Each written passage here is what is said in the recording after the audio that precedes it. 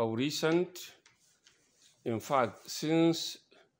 the disconnection of network services from the service providers, we have recorded some reasonable improvement in the reduction of criminality, in particular, killing, maiming, and kidnapping of people in the state. As a result of the improvement that we have recorded in the state, you are witness to the fact that the governor has directed for reconnection of network services in different parts of the state. In order to enhance the progress that we have recorded, which by grace of God we hope, and we are working so hard towards getting the end of armed banditry and other related crimes in the state. That's why the governor ordered for a meeting with traditional rulers as well as Islamic scholars in the state because of their importance in the society. On the part of traditional rulers, like you all know, they are the custodians of our culture, tradition, and also they are at the grassroots level. Substantially, they are as well custodian of peaceful coexistence between various ethnic groups as well as between various communities within their domain, so that together with the top functionaries of government, we reviewed the security situation in the state, the progress we are making, and we discuss the remaining challenges and steps to be taken in order to address those challenges, so that by the grace of God, within the shortest time possible, we'll be able to bring to an end the menace of armed banditry in the state. The meeting, therefore, resolved as follows. One, that the community-based development associations that we have in all the 17 emirates in the state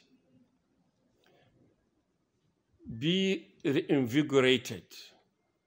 be made functional, so that through these community-based development associations, we'll be able to raise funds through self-help, so that these funds that we raise will assist in no small measure in reducing the financial burden on government in terms of addressing some of the security challenges in the state. Already we have some of these community-based development associations that civil servants and even retired civil servants and public officers from their domain that have volunteered to donate 1% of their salary monthly until only God knows. And it is our belief with this avenue of funds, the seated community-based development associations, when fully reinvigorated and made functional, will be able to raise billions of naira within their domains. Already, some of these community development associations had been registered with Corporate Affairs Commission, the instrumentality of which we will use to contact international donor agencies to assist us as community-based development associations to address some of our socio-economic challenges, such as establishment of orphans primary schools and orphans secondary schools in all the emirates in the state. These orphans primary and secondary schools will enroll orphans from the communities, from the Fulani, and in fact from any other ethnic groups that are resident in the state who might have lost their kith and kin within the last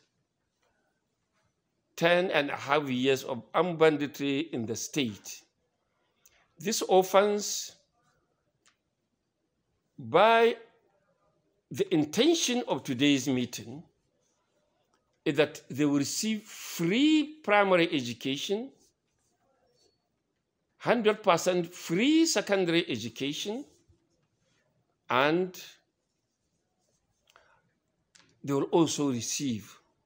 free tertiary education through these community-based development associations. Of course, we are going to propose to the governor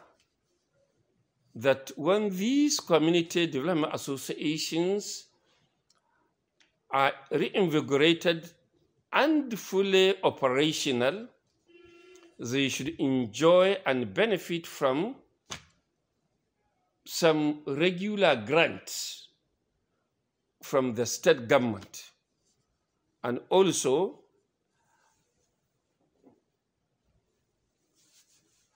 to make effort also so that we can also get some assistance from relevant ministries and departments of the federal government, such as the Ministry of Humanitarian Affairs. This, the meeting observed, is imperative if we want to avert the impending calamity that, if nothing is done, may be worse than what we are going through at the moment. Remember the report of MD Abubakar's Committee on the Security Situation in the state reported 2 years back that there were 25,000 orphans in the state. That was 2 years, 3 months ago. With the escalation of the menace of armed banditry within the last 2 years, the orphans might have by now reached maybe 40 or even 50,000. And to neglect these orphans until they reach adulthood without proper home training, upbringing, and proper education, the atrocities that are likely to be committed by these orphans, having realized the circumstances that led to the loss of their parents, and the society has not done anything to educate them, train them, acquire some skills, and so on and so forth. So the situation the state may find in itself is better imagined. And that's why the meeting resolved to take these steps. Secondly, the meeting also recommended that there used to be an elders committee in the state, and they therefore recommend that a new elders committee must be re-established so that the elders committee will be in the position to not only assist government by way of recommendation of some policies and measures to be taken for the socio-economic and the political progress and development of the state, but also to assist in no small measure in resolving the protracted political imbroglio that has befallen Zamfara state since 2018, and unfortunately it is rearing its ugly head again. I think this trend must be reversed, and the only way to do that is to get an elders committee of people of proven character, really people who are really elders, so that the committee will really be non-partisan and be in a position to do whatever is required to ensure political stability, peaceful coexistence, and understanding between various political groups in the state. The meeting is not suggesting that the state should be a one-party state. No. Every individual is free to belong to any political party or his or her choice, but that there should be that understanding to the effect that the interests of the state should be over and above individual interest. In other words, the elders committee is expected to sensitize political elites in the state to have a very good understanding of the need to place the interests of the state and the interests of its people, especially ensuring sustainable peace, as well as engender growth, socio-economic and political growth and development of the state. The meeting also recommends that a meeting of who is who in Zamfara should be convened so that all and sundry at different strata of the society and also belonging to different cadres of the economy will bring their experience, their expertise, their exposure to bear in resolving and finding solution to our socio-economic problems or challenges that have bedeviled the state for quite some time. The essence of this recommendation is to bring proper understanding, like it is done in other states, so that elites from the state that are up there in Lagos, Abuja, Kaduna, and other parts of the country, and even abroad, will be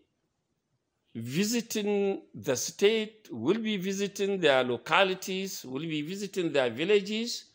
from time to time in order to acquaint themselves with the challenges on ground as a first-hand information rather than getting information from the electronic, print, or social media. By having true insight into the state socio-economic and political challenges, I think they'll be able to appreciate the need to contribute their quota in finding solutions to these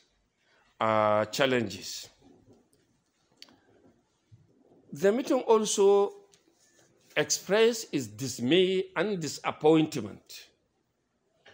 for indiscriminate release of criminals by the authorities who either arrest them or to whom the criminals are being handed over when they are arrested by the military, vigilante group, or any other security organization. And appeal to the law enforcement agencies in the state to, for the sake of God, have a paradigm shift from this indiscriminate release of criminals and resort to arraigning these criminals before the court of law. Because the meeting identified this indiscriminate and incessant release of criminals is one of the immediate causes of the escalation of criminality in the state. And Islamic scholars and traditional rulers have sounded a serious word of caution and warning that for the relative peace we have begun to enjoy now to be sustained, criminals arrested, no matter their standing in the society, no matter their relationship with the government of the day or the big politicians in the state, must be brought to book. That's the only way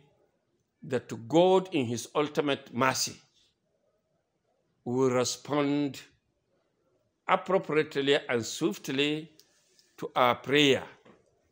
for him, the Almighty, to intervene and make all our effort, individual effort,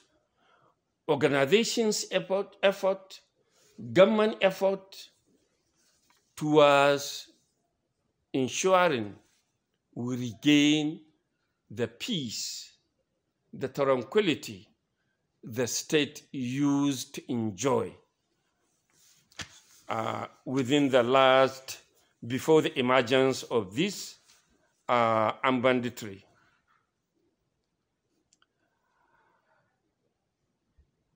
I think these are the major highlights of the meeting, and we thank you very much indeed for all the support you are giving us, we the people of the Zamfara state, in order for peace, tranquility, and peaceful coexistence to reign among the various communities and various ethnic groups resident in the state. Another thing that the governor of the state has directed is that emirs in the state should direct all mosques and churches in the state to, with immediate effect, embark on prayers every morning and every evening for God, the Almighty, to bless and support the policies and efforts of both federal government, state government, local government, and the other organizations that are doing their best in order to bring an end to this unfortunate situation. The progress we made in attaining relative peace in some areas is not to say that there are no problems. No, there are. There's no doubt about it. There are still serious challenges in some parts of the state, especially Shinkafi, Moriki, Zulmi areas of the state. So we have discussed all those challenges, and we'll do the best we can in order to ensure that the progress that has been recorded of attaining relative peace in some part of the state are also recorded in Shinkafi, Moriki, Zulmi, Namoda, and other parts, of the state that this armed banditry appears to still be rearing its ugly head. So thank you very much indeed.